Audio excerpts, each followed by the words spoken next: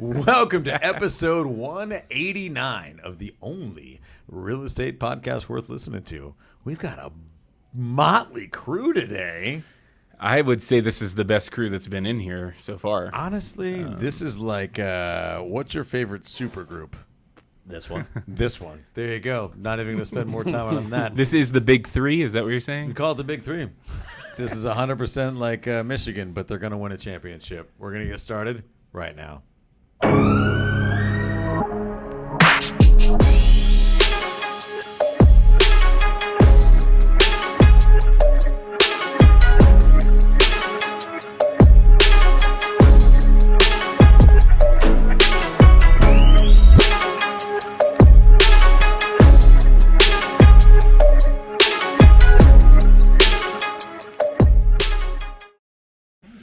I was doing push-ups with David Saka in the office all day. That guy can do push-ups, man.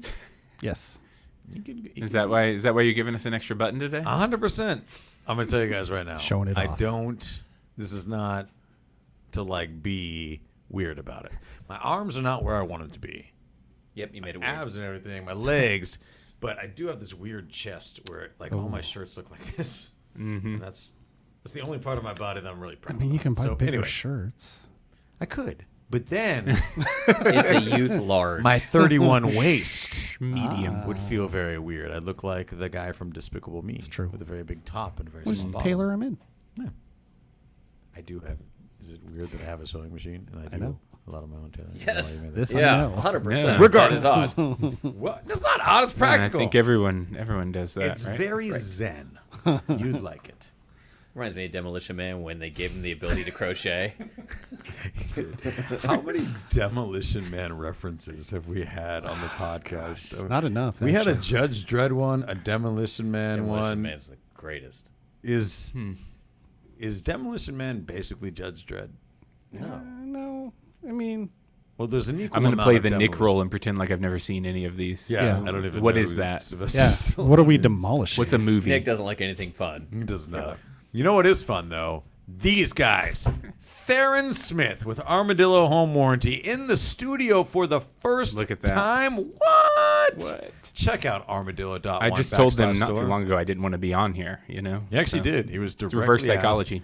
You got to text him on the day and be like, can you be here in 30 minutes? Don't think about it. Just come. And just don't give him an opportunity to back out. But do check out armadillo.1/tour for all your home warranty needs. Talk a little bit about that more today. But after you're done with that, check out mortgagemikeoftexas.com. Did we decide you did own Mortgage Mike of Oklahoma? I do. You does.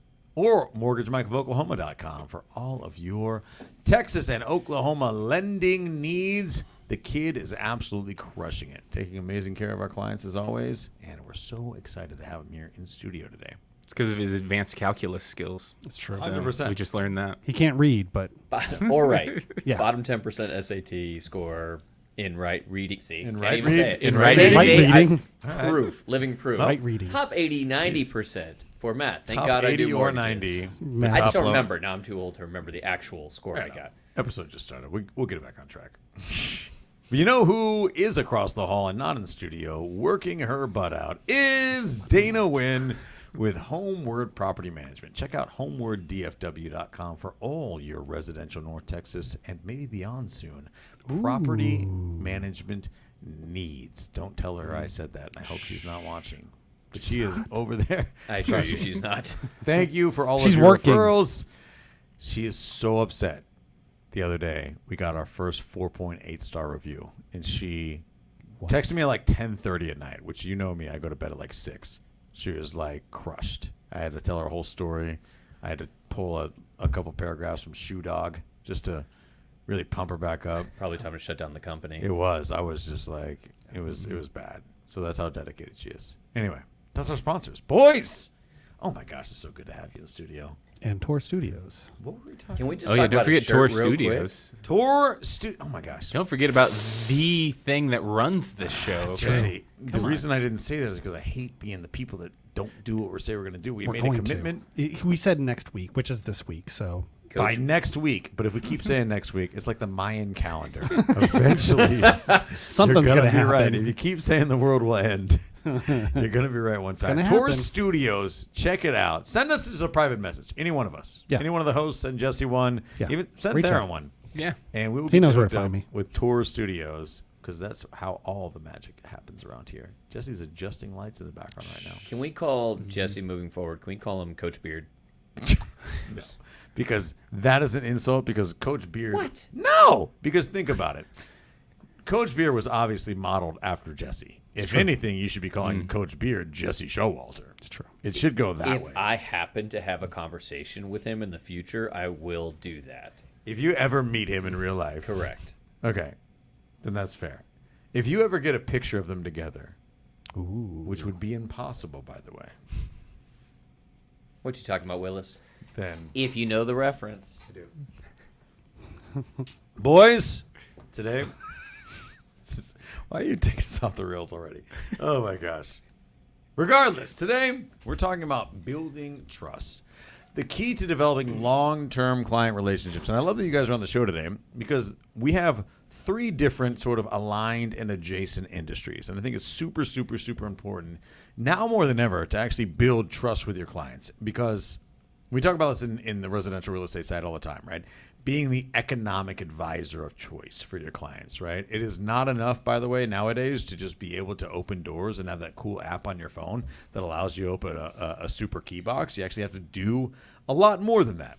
And in that, you have to build your strategy as far as marketing, as far as client relationships, as far as what you do every day around actually being an expert in building trust with your clients. And so I guess we can start by just saying at the outset, right? What are you guys doing in your business right now? You guys have different clients than I do.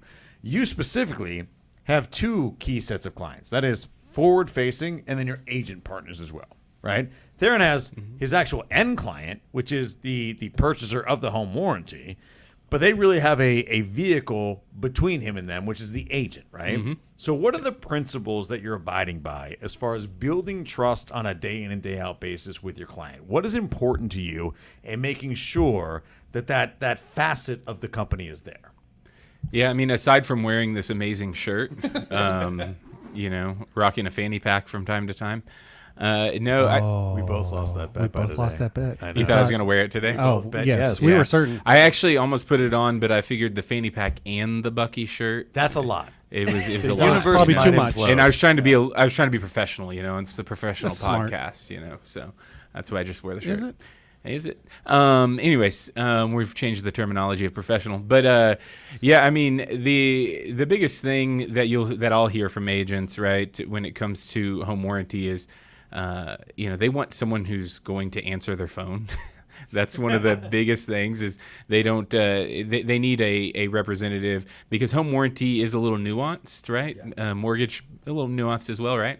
And so they need, when they have questions, when they have things that come up, they need to trust and know that when they're working, we are working, right? If someone calls me on a Saturday, I'm going to answer the phone if I'm available, right? Not so much so that I'm just going to cross every boundary in the world, but I'm going to answer the phone or I'm going to text you and say, hey, I will call you back. That builds probably the most credibility and trust within this industry is just knowing that they can reach you. Yeah. And then from there, obviously, you have to build that loyalty and trust behind your product and the things that you do there. How do you educate? Because you're hitting the nail on the head. Is communication is huge, and accessibility is big. But like you said, with the nuance, right? Like you're in an industry where it feels like it's commoditized, right? Like it feels from a lot of times the client-facing side, like a home warranty is a home warranty, right? It's essentially insurance in some way. Like when I get my car insurance, I'm not like reading the papers. I'm not like diving super deep. I'm like, give me the policy that you tell me I need and things like that. But there's a lot more to it than that. And when it actually comes to utilizing the home warranty that you have bought, there's a lot of differences. And it actually makes a big deal who you choose. And so what is that educational gap and how do you close that? Yeah, and that's a great point because most of the time you'll hear from agents or different. You'll hear this a lot. Oh, well, they're all the same. So I know you and I trust you, so I'm going to use you, right? That's what you hear that all the time. I'm sure you probably hear that with mortgages, right? Like it's all the same. So hard, I thought I was going to break his neck. And so within Home Warranty, it's our job to then educate how we've actually created a different product, because a lot of people have said they've brought different products to market, but have they? They just look a little different. They tweak a little thing here and there. They do this little tweak, or they add this coverage, or they do this thing with their contractors. There's all those things that happen, and really, if you lay down the contracts side by side, they're identical almost, right? They look, and so that's where that old adage has come in over and over again of like, oh, well, they're all the same. So, but I know you and I trust you, so we're good. Yeah. And so really it's that Which going further that. into it. You'll take that. I'll take it, right. yeah. If that's as simple as it's going to be. If it's just fine, about him right? getting him to like you, right? No problem. But yes, same situation over here, right? What is your interest rate? Okay. That's just like one thing. Right, that's one thing, and there's a million things that make up your interest rate. Number one, let's not get into that part because we don't have enough time to talk about all of that, but we are just minimized sometimes to that thing that we're all the same, just get the cheapest rate.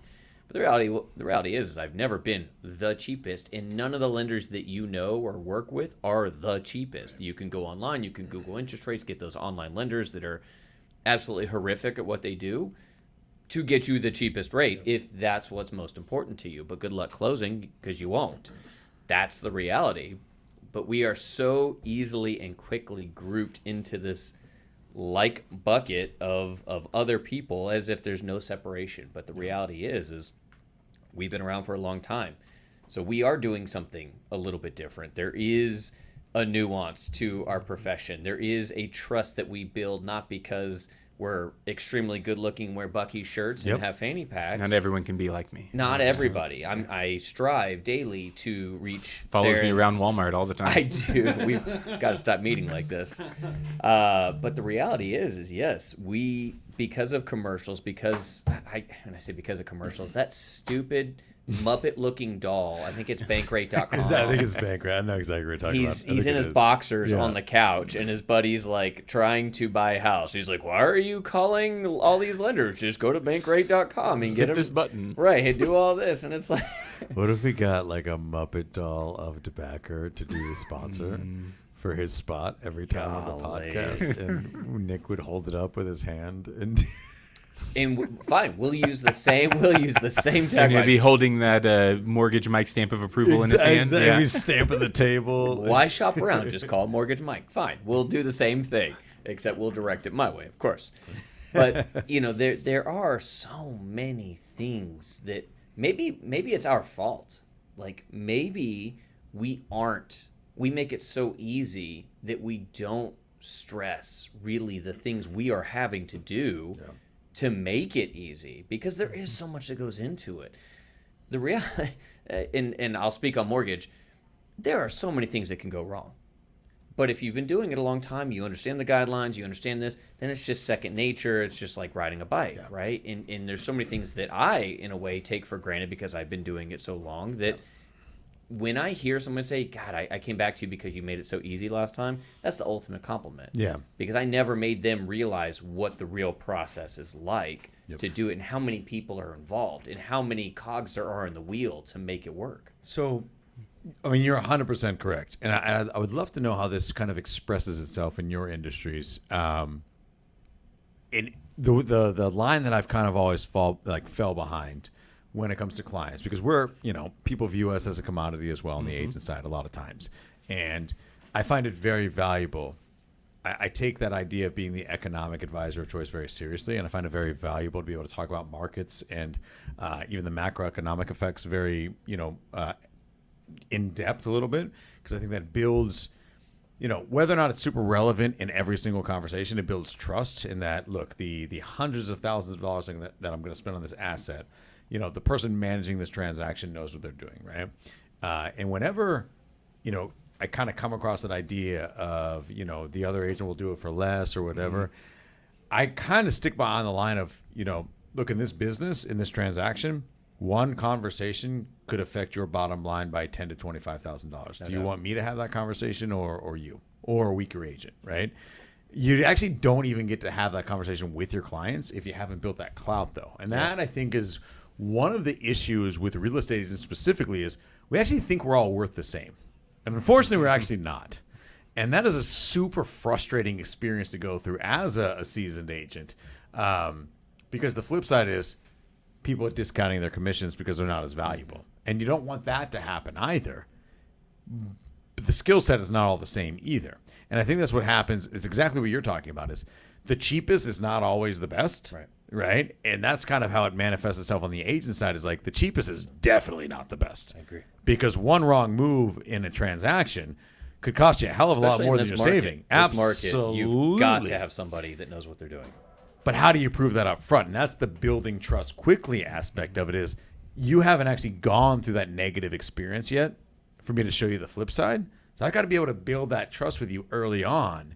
And how do I have a mechanism for doing that? For me, it's being able to just, as best I can, talk about the markets and future cast what you're going to go through so that when the experience aligns with what I'm saying, we fall into place. But in you guys' businesses, there's got to be something that you're doing to try and build that cloud up front before you go through the hard thing that makes you go, DeBacker was right. I shouldn't have just gone with, I'm going to say Quicken Loans. There are several of those that I have in my mind. I'm not going to say it because I don't want to offend any of my peers out there, but there are definitely some institutions that their only play is offer as low a rate as you possibly can. And that's fine. That's a play. And it works. It attracts people. It gets conversations to be had within your organization. There's nothing wrong with that. And then let your salespeople work it from there. Right? But the reality is I can't tell you how many times I've heard that story of the file collapsing. And now that super low, beautiful interest rate that they think is the best in the market doesn't matter because you didn't close on your home with that shiny object. Or to get a closing, you have to pay points or whatever, which offsets the entire thing. If you have your current house packed up in 3 trucks ready to move, and you can't move those trucks into your new home because they screwed up closing, they missed a guideline, you will wish. You will beg, you will pray to whichever God you pray to that even Theron. Right, that this situation can be cleared up because the amount of stress you have, if you have children, spouse, what have you, this is a literal nightmare that you are living in.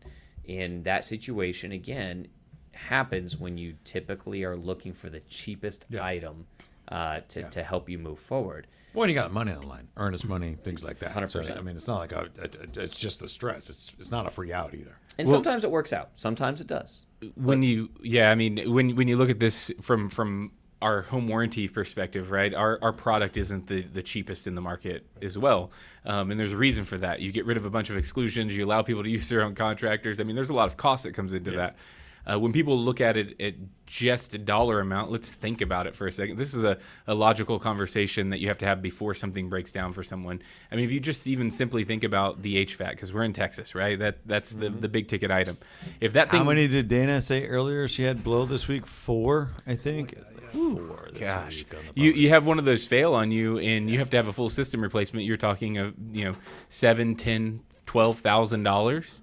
And someone's charging you $500 for this home warranty for a year, do you really think you're getting that covered 100%? Yeah, like the basic numbers. I mean, would that place stay in business? If they're willing to discount $200 to get your business. Yeah, it's not Make-A-Wish home warranty. Yeah, you're. But a lot of people don't think like that. They don't think that logical side of it. And sometimes I even have that conversation with buyers in general when they're shopping around. When I know they're shopping, I have that conversation with them. Like, look, when your HVAC fails and it's going to cost $10,000, I was like, you're probably not going to find a home warranty that's going to cover that 100%. Like, they'd have to charge you a lot of money to do that. They do the what is your opinion? And I don't know the one-page contract by heart. I don't have the T-shirt. You haven't given me one, so I haven't been. I expected a couple of T-shirts today, but here we are. I mean, he does have his own great T-shirt, but I'll take this one off if you guys want. There's always been something that's with other home warranty companies that's been so casually funny to me, which is we cover parts and service, but then they'll write a policy on something that's like 60s build, where it's like, we already know we're writing something that we could never cover parts and service because the parts don't exist. Yeah. And his system would have to be a pace.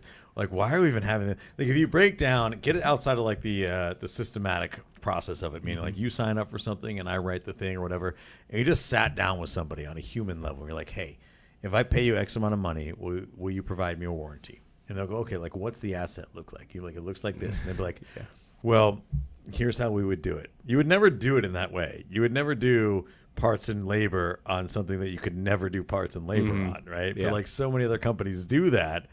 And in general, I get it. It's because of efficiency and economies of scale. But that's one of the other things I've always warned my clients about when they're buying something like 80s and lower is like with your home warranty, like if your AC blows, they're not going to repair it because the parts to repair it don't exist anymore. They don't make them. And so like, well, and there's a certain point. I mean, there's a certain point where on those type of things, it's you do have to look at the age and take into account. Like we just had an HVAC issue for a client. It was a 23-year-old system, and the compressor grounded out. A lot of home warranty companies probably would have just tried to replace the compressor. Yeah. And then dealt with the other deal with the other 23 years of old parts, and we went with a replacement. Like we were like, that just doesn't make sense. Right. Like, why would we spend that much on a compressor right now? It's going to call us right back out when the next thing blows. So I mean, there's that. But I mean, even just to take all of this into account and think of it from the real estate agent's perspective and how you all share your value and share that. I mean, having that knowledge base to have that conversation when you sit down with them for a listing appointment or to be their buyer rep, right? Is being able to speak articulately about what's going on in the market right now, what things look like, being educational for them. That's what I do when I get on the call with a buyer, I get on the call with an agent. I'm always talking through, this is how home warranty works. This is what it looks like. This is how it's worked for this many years. This is what goes on. And when you know what you're doing and you've learned and you have that education, then you build that trust that you're talking about right now. Because like, oh, well, this person knows what they're talking about, right? And so now, okay, then when you hit them with so it's 6% for me to list your house, not 1%, right? Like, but now you've built up that value and that trust of like, well, I mean, obviously there's a reason for this, right? Like 100%. You're not a discount person. You know what you're doing. You've spent time. You've learned what you're doing. And I think that's one of the best ways to build trust is to really show that you know what you're doing. What are you both seeing, though, on the side of contracts right now with the market being super roller coastery? Are warranties back as far as like standard operating procedure? Not quite. Okay. I wouldn't say they're back. I mean, there was a time a few years ago when in Texas you had about a 90% attachment rate. Dude, how many years were you in this business before you even saw your first contract without one that wasn't a cash deal? Like, candidly, I'm probably the worst person to ask about that because I don't need to pay attention to you it. don't actually. He doesn't care about me. It's not a closing cost. It's not it's not something I pay 2020 for. I love you, Theron. Was the first time I saw any standard. It wasn't happening anymore. It was like a long time. Well, before and that. you know the story behind how home warranty got put into the contract, right? I mean, the whole thing of home warranty being put in the contract, that's not something that's always been. Oh.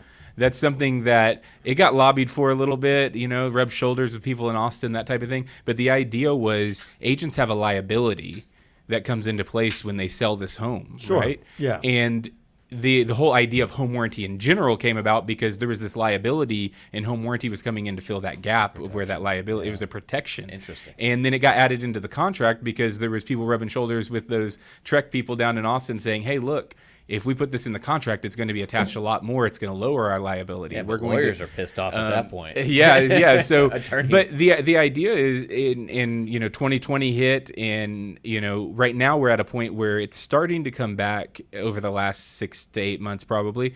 But really, it's a relearning tool now because there's some agents that I've talked to that I know personally, right, and they got into the industry in 2020. Yeah, they've never been in the They business. never knew. They never knew that Never this was a seen thing. I had one ask me the other day at an event, and they were like, "Man, I've been trying to get you a client over. I've been trying to how do I sell them this home warranty?" And I was like, "What?" I was like, "Well, you don't have to sell them the home warranty. Put it in the $600 contract. in the contract. Put it in the contract." And then that person, like the light bulb went off. They were like, oh yeah, I guess I could do that. But they hadn't been in this industry when that was a thing, right? We had and so this whole time, conversations about seller concessions. The Yeah. same thing. Yes. I'm having to retrain people and be like, look, this was around forever. This is not new. This was around before I started my career 15 years ago. We just need the right market to do it. And, same thing here with the warranty. Is that just like wrong place, wrong time? Because that's like that kind of fear thing a little bit, right? Like when I first got in, it was still a little bit of a buyer's market. We hadn't totally hit the crest yet. So seller concessions were very normal. You're looking at me like I know when you got in. I have no idea how long you've been in this business. 12. Yeah. So like we're just kind of cresting. We were definitely not in the seller's market yet at all. Seller concessions were very normal. Home warranty was on everything. Yeah. Both my houses had it. Yeah, so you weren't Don't even afraid remember to debating ask it. for that stuff. Like I never knew to be afraid to ask for that stuff. Is that like just that's a negotiating thing that a lot of newer agents aren't used to? Well, concessions especially, exactly what Theron said. There are some newer agents. I mean, it's not uncommon to find an agent that's been in the business 2 or 3 years. That's actually relatively common. You run into them all the time. And that's right when COVID started, when rates were exceptionally low and there was no inventory because everybody's buying houses and you couldn't negotiate anything as a buyer, right? So they never saw concessions. They never saw home warranty. It didn't exist in their eyes. But even then, before COVID and even after COVID, especially after COVID, and kudos to a lot of the lenders out there. It wasn't just me that was promoting this, but once we did flip to the buyer's market, concessions became a normal conversation when we started talking about the 2-1 buy down and the difference, the value of getting concessions to buy down the rate versus getting that same amount off the purchase price. The value of buying down the rate was so significantly greater, but we did have to teach a lot of people that. And it doesn't happen on the first training, right? It takes 10 times over times 100 loan officers. Well, and them to go out and experience it. Yes, because we would take our buyer and our buyer's agent who were both on an understanding of what I was telling them and they were in agreement, but then they would go to the listing agent. Listing agent was like, oh, your client is weak, they suck, they need concessions, we're not doing that, blah, blah, blah. I've been doing this 100 years since dinosaurs were roaming. Just put that was an email. I've been doing this 100 years and your client sucks. That's why I didn't do well in the SAT, by the way. I just said 100 years when dinosaurs were roaming. So that's, I think that adds struggle up. with that. I think that adds up. pretty close. History wasn't my best subject. I heard we were riding dinosaurs about 100 years ago. So well, that was our mode of a transportation. 1,000%. Dinosaurs were friendly, by the way. I don't know if y'all knew that or not. I heard that. I I skipped. Actually, I heard history, that the T-Rex To who? was a wimp. Yeah, exactly. That's what I heard. Well, he doesn't have any reach. Are you talking about on social He's media? he Yeah, does. He's yeah. very few followers, Very few. and he's an inside fighter. I don't know if that's true. I bet if I looked up a T-Rex Twitter account or something, I bet you'd have a lot of followers. I feel like, and Jesse, you can Google this in the background. This is such an off topic. Do you think a brontosaurus could beat up a T-Rex? Because a brontosaurus has like the tail. And he's got so much reach. If he just stays outside, the T-Rex can't But he's get moving so, so slow. so That's true. The T-Rex is like- terrible footwork. Yeah, the T-Rex is like Bowser in Mario Speaking Kart. of- Once he gets going, yes. he's just gotta get super ahead. fast. He's gotta get ahead of Speaking of dinosaurs and building trust, so I mean, I think that's the whole thing. We were talking about training these agents, right? Look, he's looking it up. What Devin? Brontosaurus, 80 building million advantage. years older. I know so little about Despite being dinosaurs. 80 million older than the T-Rex, I How didn't even is know that? that. Yeah, I thought Man. they existed at the same time. Man, I don't know that Apparently gives them not. an advantage though, being 80 million years older. I They feel have, like they have 80 million years of experience. got a walker. yeah, but they can barely move at that point. I mean, way- how long did they live? It sounds like he's way 38. bigger. Obviously, at least 80 million years. You do the Quora one right here. Most good information comes from Quora. There are no lies on that Absolutely, website. yeah. It seems like he's a lot bigger. What are the worst financial mistakes that Americans make? As if they're above the Obviously- T-Rex question. Obviously, buying. Buying a T-Rex, that T-Rex. is a The mistake. problem with all these arguments is that Jurassic Park did such a poor job of giving us like realistic insight into yeah. how dinosaurs operated. Like Well, that's what I was velociraptors- looking for from Jurassic Park. Like it's a fun movie, and me too. Listen, Chris Pratt did a great job training those raptors. Okay, You know there was a Jurassic Park before that, right? I was about to say No, I hate no. the idea that we just went. I Straight did- to I Chris did that on Pratt. purpose. I've actually never seen any of the new ones. I've seen I've seen none one. of the new ones. I didn't see seen the one. newest one. I haven't only- seen the newest the one. The world- actually, I've only seen the one. The only new one I've seen was the first one with Chris trying Pratt. to think if I saw That's the pretty second cool. one. I What think I was saw. it? I saw the first one for sure. I don't know if I saw the second Do one. you remember when the original Jurassic Park? It's amazing. How Yeah. big that was? Yeah. Oh, Jeff huge. Goldblum. Yes. But this was also when movies were big things because there was less content. Like I remember when Twister came out. Oh, so good. When Twister came Helen out, Hunt. I forget who the I other saw it guy at is. Cinemark theaters in Grapevine. Bill Pullman. And it was such a big movie. Bill Paxton. Oh, Paxton. Paxton. Same I even thing. acknowledge like you got I to. know. That makes me doubly dumb. I didn't want to. I was just waiting. I was deciding if I wanted to do that. Yeah. But it was such a big movie that we went to the theaters and there was like a whole thing about Twisters before the movie.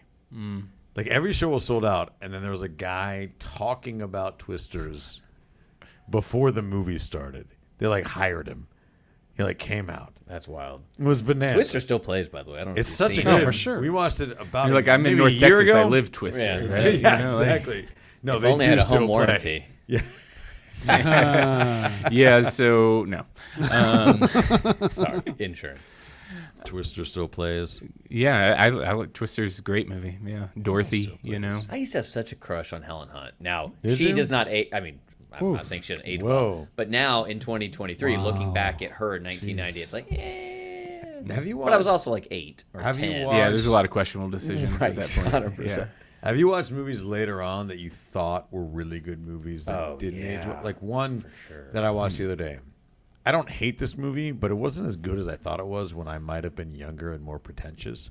As good as it gets with Helen Hunt and Jack Nicholson and Greg, it's not. It's been so long. I only saw I it then. It's not as good as you think it is. Okay. It's okay. All It's right, a lot well, of arguing.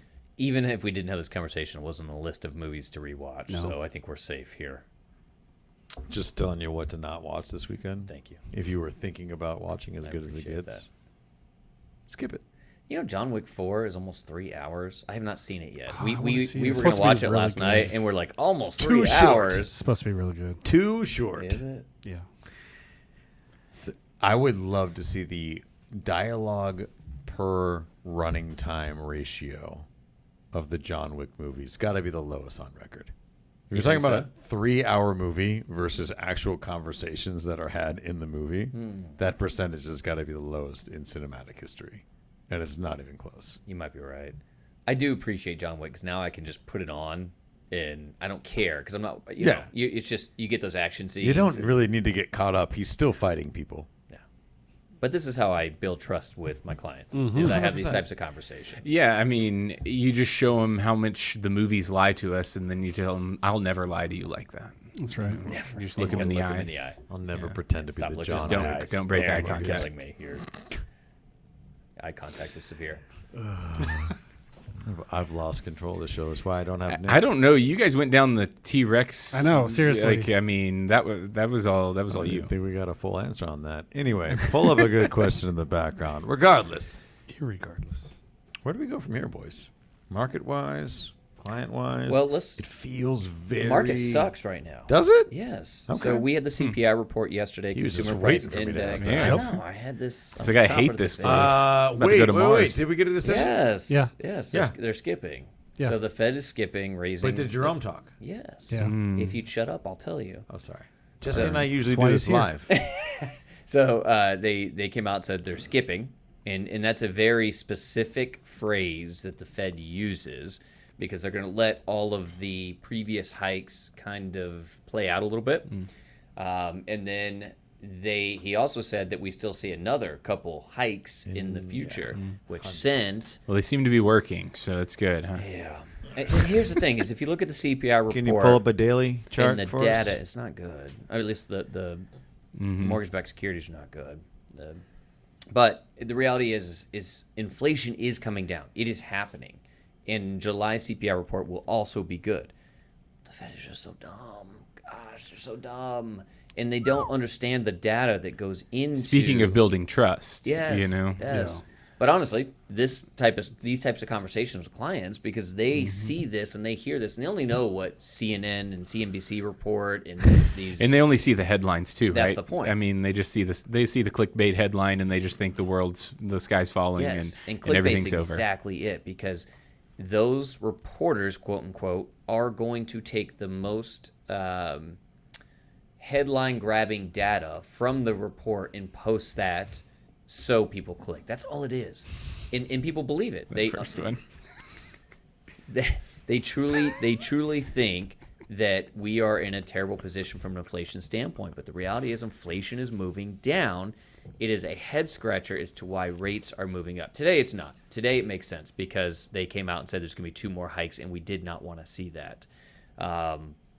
Rates are still going to come down by the end of the year. I fully believe that. There's too much data out there to support that would be in our favor in this situation. Mm-hmm. We just don't have good leadership right now. If you think about it from the getting opposite political on it. perspective. No, not I that could've- leadership. Fed leadership. Think about it from the opposite perspective, meaning speaking to exactly what he's talking about, right? Inflation starting middle of last year, right, increased incredibly quickly, right? What if the conversation was you cut inflation in half in essentially 6 months from 8 to 4%, right? Would you still be saying we've got to continue to increase rates if you just looked at it from that perspective? I don't think I understand your question. So what I'm saying is that we're talking about skipping a rate increase this month and then continuing them next month. Even though we've come from 8 to 4%, CPI has been good for the last 3 months in a row. Job reports have been great, right? Like everything is heading in the right direction. Which the job report is bullshit, by the way. Don't get me started. You're right. Regardless, all signs point to give it time. Right? Why would you, if you just look at the back half, meaning the half where we actually took action that took root, because rate increases take a while to actually take root and see tangible effects, right? Would you still want to increase? Or is there possibly some political implications with an election year? There's so much speculation about that. There's so many conspiracy theorists, and I don't say that in a derogatory because way. we've actually been effective in what we're doing, but we're talking about doing it more, and maybe we're voting for people soon and all that stuff. But wouldn't the incumbent want inflation to be lower, rates to be lower, more activity in the market, as opposed to inflation I think go up and everybody keep money in their pocket? I think you're weighing the balance between telling people what they want to hear, which is let's step on the screws so that when it comes to election time, we can say, we got inflation from 8 down to 2. You need to be excited about that, right? Because if you say that loud enough, then enough people believe it, and they don't look at their own bank accounts and their own lives, right? Like people do not change allegiances out of what is actually happening to them. We are too biased. People become more allegiant when you tell them what they want to hear. And so if you think you have a big enough fan base, then just tighten the screws until you can have that headline of, we beat it. Yeah. Michael, we beat inflation. Look what we did. Vote for me. It doesn't actually matter what's happening in their lives. They just want to believe in that, dude. The same way that your team never committed a penalty. They just don't. You want to believe the thing. So I will say, with the way the markets reacted after yesterday's CPI report, you've got me more primed and ready to believe that than I've ever been before. That this is all manipulation and bullshit.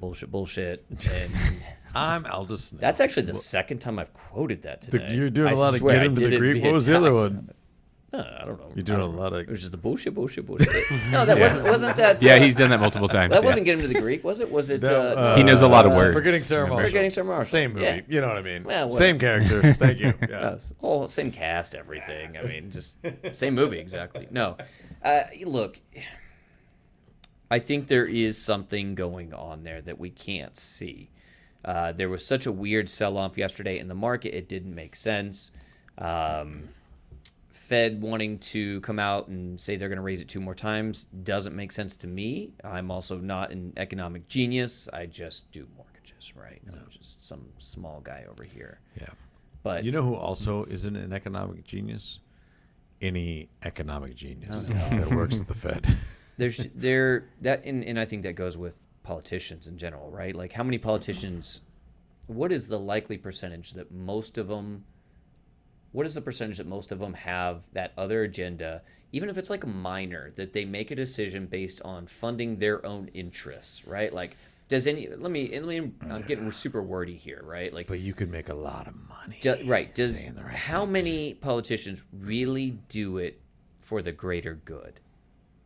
Maybe when they get in, Oh, but then yeah. maybe their buddy is kind of like a rookie cop, right? Training day, Oh, right? yeah, training Or like, day. It's kind of like that, where he's like, "Oh, I'm here because I want to help, Yeah, civilization." and then people start giving you like $5 million Like, or crack something, cocaine. to do what they want. whatever it was he had to All of a smoke, right? But sudden. all of a sudden, that lobbyist is like, "Hey, we really want casinos out of Texas."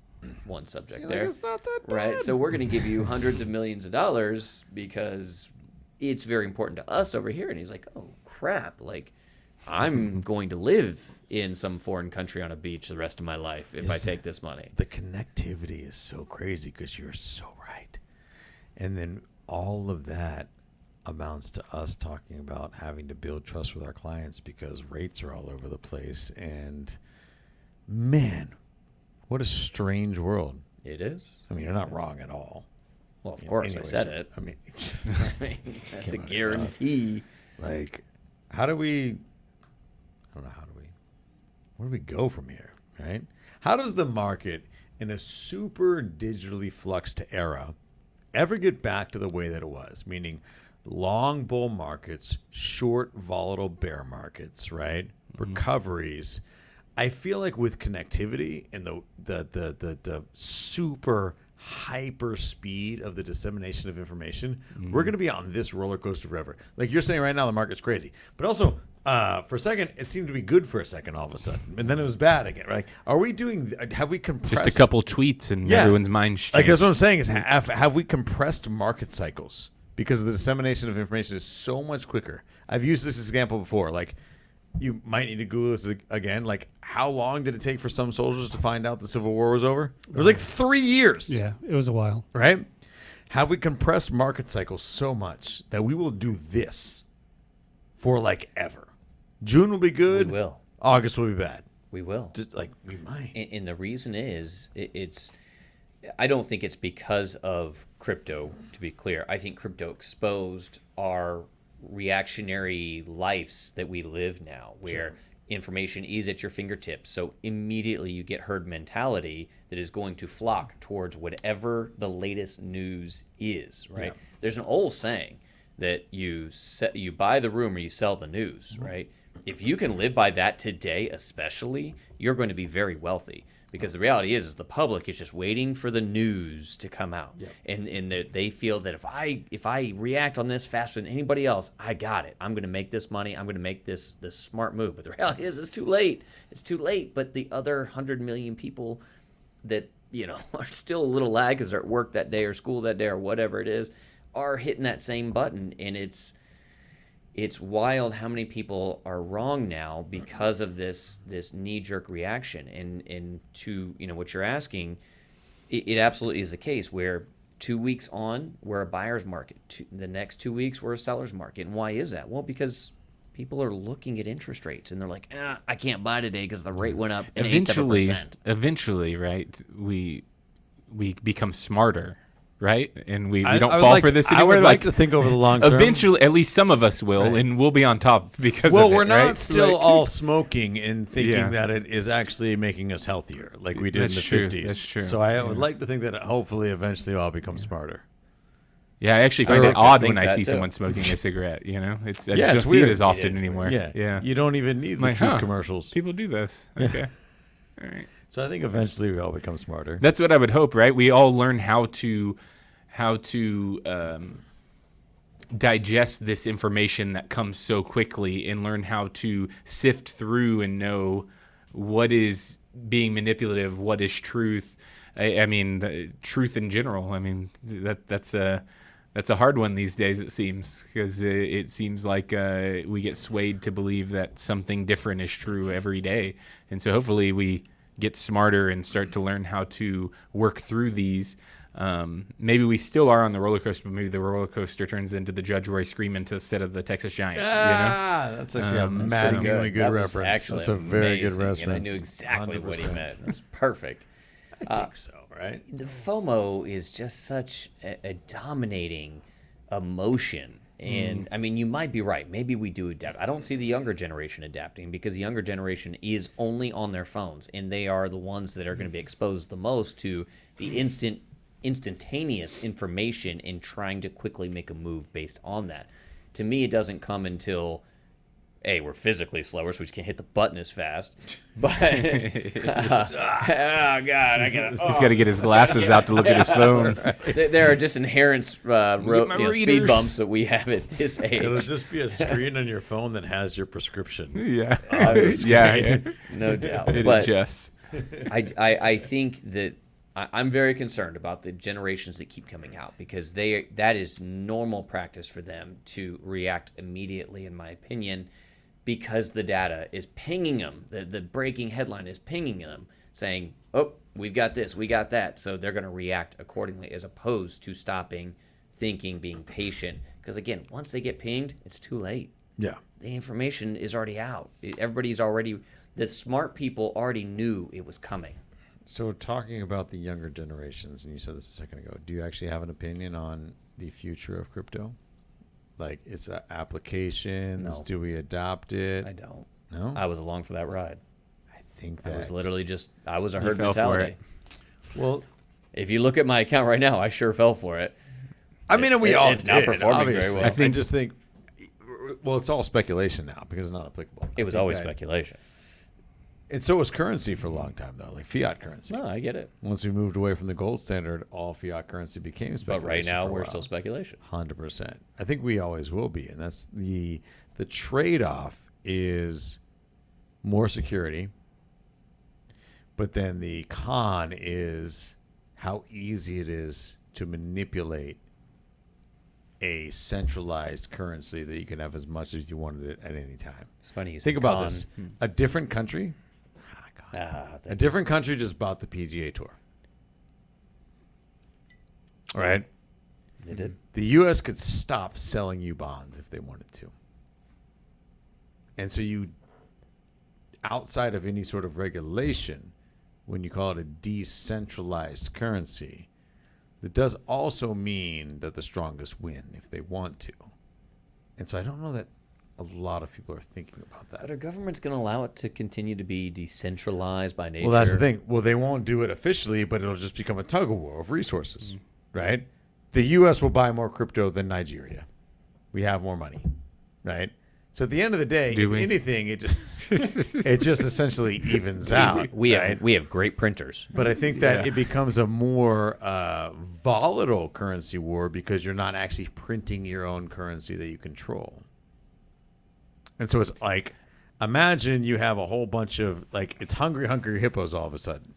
But you don't have your own balls anymore. They're all just dropped in the middle. You got to get as many as you can, right? So many jokes. It's a great reference. It's about as best as you can do it. Yeah. Right? You're just taking the goalpost and you're moving it to a different spot on the field. But the people with the most resources will still win. But it will become a tug of war over a centralized currency rather than us printing our own. I don't know if that's better or worse. Do you feel that if the government were to essentially take over in whatever capacity they can take over, that the value goes up? Too easy. I feel like it does, right? Because Say that now, one more time. if the government essentially steps in and says, "Well, you can't do this or you can't do that," and they try to regulate it, and because they will, if they feel that there's enough money to be made there, they will. Sure. Good one. Doesn't our value that we already hold in coins go up because now there's a signed there's a definition. The speculation kind of goes away at that point. We have a definition now. I think this definitely ends in some sort of, but it won't happen that way because it can't be one country. This ends in a summit or a NATO type alliance around cryptocurrency, And like a one world government or something, maybe? Which, if you don't think we already have, it ends in some sort of pact, right? It has to. It can't be one government stepping up because there really is no such thing as one government controlling itself anymore. It doesn't work that way. The U.S. doesn't make its own decisions, by the way. I don't know if you know that. We're gonna need more time for this. We're gonna I mean, I think so. Like, if that was possible, what you're saying, yeah, it would just take a lot of allegiance across a global spectrum. So you don't think North Korea can control their crypto? Let me put it to you this way: every screen and lens in this room is made by a different country. Yes. So you don't. always get to just be the one to saying we're going to do X, Y, and Z. I would love it if we could, I think, and maybe we should. I think steering this back towards the building trust part, right? Yeah, luck. homeward. Good I luck. think.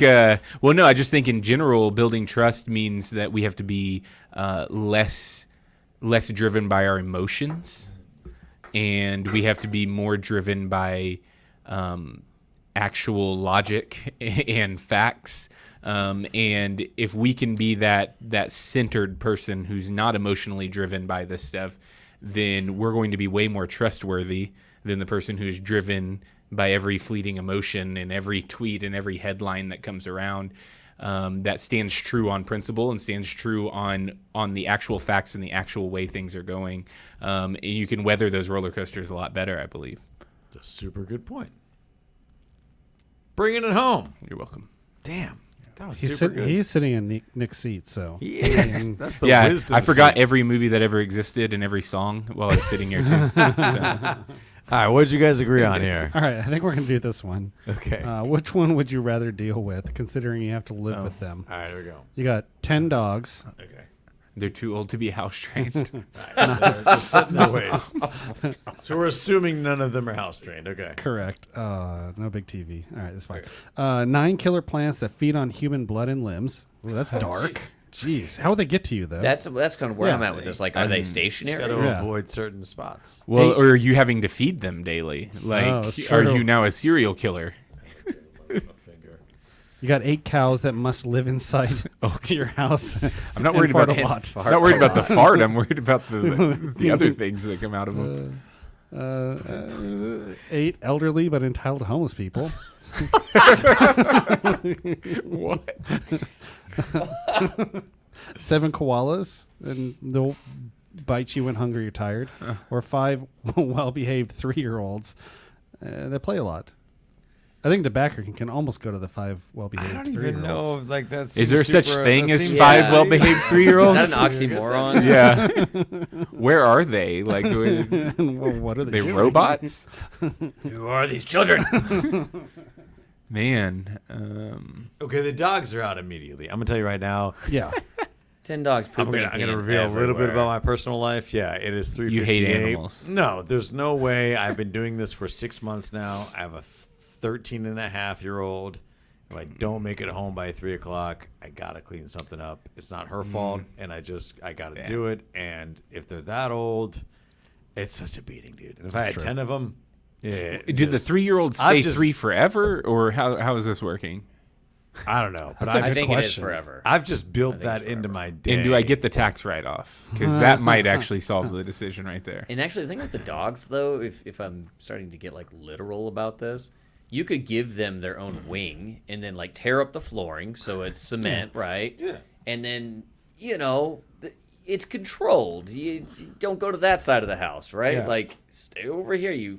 It's doable. DeBacker It's has no manageable. emotional attachment to these dogs. He's not gonna. If I have 10 dogs that are not potty trained, you're damn right I have no emotional tie to them. I might go I'm with just- the koalas. Actually, koalas? I'm going koalas. Tell us about the koalas. I don't know. Vicious assholes. I don't know, but like they sleep a lot and like they just. Well, it says hang they're going to out bite and- you when they're tired, so if they sleep a lot, you're screwed, man.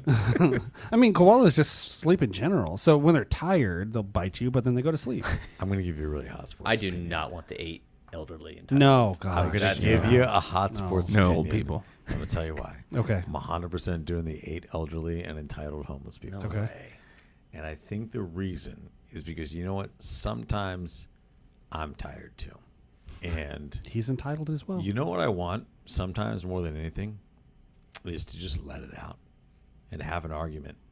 And if I've already taken you in and I'm trying my best and you're popping off at me, you're like, I try really hard every day to be kind and professional. And sometimes I want to let loose. So you're going to abuse these 8 elderly No. people. Gosh, Everyone, they- keep that on the There record, we go. please. Yes. They This is going to a weird place. They started it. if you're going to be It sounds like you entitled need the plants and too. I'm then trying my best, True. and you're just Take the plants popping off at and me, the- maybe that's the damn break that I needed to just. You know, so here's what I'm going with. As someone who has 4 children, 10 and under already, why not add 5 3-year-olds? You if know, they're well behaved. it says well behaved. I don't Yeah. know that that's possible. And they play a but lot. here's my reasoning. Okay, none of those other things give me a tax write-off. One. It's true. So let's start right there. All right. If you structured it right, those homeless people could get Yeah. that's a nonprofit. And then 2, it says they're well behaved. So I mean, 3 years old, probably potty trained, and I'm assuming they're going to grow up. I don't. It's I the don't well know. behaved piece, right? Yeah, Like if they're like- well behaved, I've got 2 that are I mean, not well behaved. I mean, a well-behaved 3-year-old is also very. You got to think of what that means, right? For a 3-year-old, what is well-behaved? Yeah. Right. It's true. It's on the spectrum. Yeah. It's There's like this. it's not- Yeah. It's like It's not like an a adult well-behaved person. 3-year-old and a well-behaved 30-year-old is a They're not different the same, well-behaved, right? certainly. So- What? Okay, so the dogs just come from anywhere, right? Yeah. Yeah. No. So that's not a thing. How are you getting 5 3-year-olds? Are you stealing them from other parents? Are they your Maybe they're 3-year-olds? triplets. Do they look Or like you? Oh, hold on. Go back to it real Is quick. is your wife now just did she just have quintuplets? We'll still like, try to play with anything that they find shiny and cry when they need to poop or pee. They added a little extra Yeah. caveat there, which Because I guess the That's tax most of the write-off thing. was too Yeah. easily. That's most of So- the thing. yeah. But I mean, five. That's like $2,000 a pop in tax write-off right there. I know, but they're still crying every time. Yeah, but they have I to mean, go- that's what my wife's for, But that's the thing. Okay. So all right, let's put the Hope my human wife doesn't versus Now watch you this. have 9 kids. And I'm they're gonna all crying. send her this video. But the human versus human, 8 elderly but entitled homeless people. So entitled, they're going to be opinionated as all get out, right? So no. Versus 5 3-year-olds that can barely talk. Yeah, they cry, but they only have to poop and pee, call it several times a day, right? The entitled elderly person, they're pooping out of their mouth often. I think the thing is, I like, And who said that they're potty trained? Right. Yeah, they might have diapers. the too. thing is, I like banter. I like to Have banter. you talked to a 3-year-old? I know that's the thing. They don't understand my references. Oh, but they will banter. Yeah, it'll work out for you because you can say whatever you want and they're gonna forget it. I might be way off because I don't have kids. Maybe I need to get into this. Maybe I need to have 5 kids and just see how it goes. Do you like you hear that? babysitting? I don't pay well. You've never asked me to baby. No one has actually. By the way, That might be Jesse, an No one in your whole life has ever asked you to babysit. Everybody, Nick, everybody asked me to come to their kids' baseball games. Nobody asked me to be alone with them at all because I am massively irresponsible. Well, Nobody even asked me to watch their dogs. know thyself. You train people how to know. treat you. I And think- decided a long time ago I didn't want to babysit, so I leaned into that, and no one asked me. Don't worry, you're not on our list either. There we go. Thank you. Appreciate it. And after that, we're definitely not on the list. Yeah, I don't know. I don't know if I'd say you'd be irresponsible. I think that my kids would get on your nerves really quick, and you'd probably lose your cool. I This think is what I Brian would see. Yeah, this is what Yeah. Brian would do. Brian would be himself, right? Super energetic, super positive. When we play golf, I yell at him because the ball gets hit on the ground. He's like, "Grow legs! Oh, it's almost there!" And I'm like, "No, I hit it Just 5 yards run. on the I just ground." want Right? everybody Like, to win. so that's Brian entering the household, right? And he's like, "Kids, we're gonna have a great time. let's have we're fun. gonna do Uncle this. We're gonna Brian's do, here." Yeah, 100%. And then then he we're gonna come home like 3 hours later after dinner at a movie. And he's gonna have like bags under his eyes. They're gonna That's be what I was like gonna say. bloodshot. He's gonna right? realize that he thinks he has energy, and then they don't quit. These aren't real people. Yeah, yeah. Yeah, the kids don't know when to stop. They don't have off switches. Yeah. I'll You're in take the trouble. koalas then. I like the koalas. I'm very intrigued by the plants, though. I mean, yeah, And can't I I just realize put him I- in a corner and let him die? Well, no, it says you basically have to. It almost implies you have to keep them alive That's it. by feeding them So limbs and blood. Jeffrey Dahmer's dream It's plants. like, Yeah. you've never made a mistake inside your house at all. Is all I'm saying. Is like I think the plant thing would be great if you're super dialed in. All I'm saying is like if you live in your house for a while, you don't come home one night and you're having a conversation, you're hanging out, you're like, I know, it was crazy, such a fun comedy show. Boom, your arm gets ripped off. You just step in the wrong one time. Are these? Yeah, I mean, are these like the One plants on mistake. Mario Kart that shoot out that's onto it. the road? And yeah, Because what a total different day you're having now. now you're an amputee. You know, just like the dogs, though, you're probably sectioning them off, and you probably have a do not enter sign. So Okay. even if you come home, I mean, is 3 that fair though? sheets- You shouldn't be able to sequester them to like one room. I feel They've like gotta be around. I feel your like he house. goes to home to some sort of mansion with like a west wing I know. and an How east many wing. wings Like, do you have? You have a dog wing, All a the plant wings. wing, I mean, all the deadly creatures. Five- in your I house. didn't know Van Three-year-old Alstyne had wing. castles. You guys are just lucky to know me at this point. That I keep you in my circle. I feel like you're Look- circumventing the spirit of the rules. You- is that Didn't you- invite me I- over for bunko. Here's why I know I won't select the cows, and this is a true story. The cows ate my freaking car. What? Yeah, the cows. cows ate, ate your they car? ate my car. So the cows are not coming into my house. Okay. I so- went hunting. I parked my car. That's a lot of Cows surrounded my car, and they ate it. Wait, what? I mean, Go look at my car, and you will understand. They ate just, like, tried my to bite car. it? They thought food was in there. They thought the food was coming to them because the trucks deliver the food. Yeah. And so yeah. here's this vehicle parked while I'm in the blind, and I will show you I mean, a picture. There are 30 did you- cows surrounding my car, rubbing up against it. Every handle has like teeth mark, like vertical marks. they're Every trying to single find those bales of hay, man. Why didn't you bring him nothing? the Accord emblem on my back, of the back of the car, is missing the 2 C's, so it's an Ord. I shit you not. They really there are no cows See, welcome so, to my house. So those are some dumb cows. They thought you were bringing hay in an Accord. Really? They thought I was I bringing know, something. Nobody said cows were smart. Not very practical. And Where were the- you going to carry that hay? Come on, cows.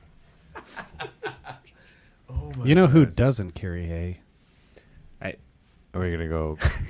There's a Theron? punchline coming. Theron's. Hey. Armadillo home warranty doesn't carry hay, but it's got your back. Regardless, go to armadillo.1/tour and check out. By the way, that is a forward slash. I know we've gone over this a I don't million know the times. difference. So Is you see how it's leaning forward? That is a lot of cows. By the way, how's the armadillo bus going? The bus is good, man. I saw you painting the floor. Yeah. So we stripped out all the seats and all the flooring down to the metal, and then you grind out the any rust spots that are there, and then you paint it with this Rust-Oleum paint that protects it from rusting. So we got the primer coat and then the paint coat. Then we'll start framing the floor. We'll put down some foam insulation on the floor, then lay the floor. Then we'll frame like the roof and put on probably do spray foam on the roof Yeah. and the walls. So the end goal is like just a really kick-ass. Yeah, like an RV basically. Yeah, Yeah, that's for awesome. way less cost than Yeah. an RV. So yeah. Auction. The bus? No, actually, we bought it off of some guy on Facebook. I was He gonna say, he always buys them Facebook, from man. schools. He buys them from schools once they finally get them out of rotation. So the schools own them. Yeah, the schools own the school buses. The school Jesse said, district does. Sometimes there's a third party. Sometimes there's a third party. So some of the school districts. This one came from China Springs ISD. Nice. Yeah. So, but yeah, he then buys them. Like this one's a '96, but it only has 160,000 miles on it, which for a diesel is It's like, like nothing. nothing. Yeah. You can go to like 500 runs gallons. great, turns on one turn, all Yeah. that stuff. So You can get. Me too. What can you get out of that? Like 500? probably if you 5. treat it right. Yeah. Yeah, 100%. Nice. Yeah. So when it's done, we'll do a podcast tour of the bus maybe Oh, or road something. trip. Let's do Yeah. it. Let's go to We like drive around the Metroplex. No, let's go to like White Sands National Park. We'll all load up, dude. We'll do All right. podcasts all the way there. To the casino since they won't let us have them in Texas. 100%, dude. And on the way there, You know who else likes to go to casinos? we'll get some mortgages. Mortgage Mike Mortgage of Texas. Mike of Texas. .com. Get that Mortgage Mike stamp of approval. I mean, Sir. the economy's Done. done. I'm trying to make my mortgage payment. That's right. Got to make those mortgage payments. 100%. Check out mortgagemikeoftexas.com. Check out mortgagemikeofoklahoma.com. Didn't know he owned that until now. Go to the same website. He could do loans in either state. And he's a badass. Yep. Truth. Dana probably left to go home. Word. But when she gets there, she'll get right back to work for Homeward Property Management. Correct. Go to homewarddfw.com. Thank you so much for your referrals. The company has been growing off of them, and she is massively dedicated to taking care of everybody. So, Yep. hell yeah. Boys, Tour Studios. Tour Studios website next week. Yep. We'll get there. 100%. We'll get there. Yep. It will be Podcast there. home.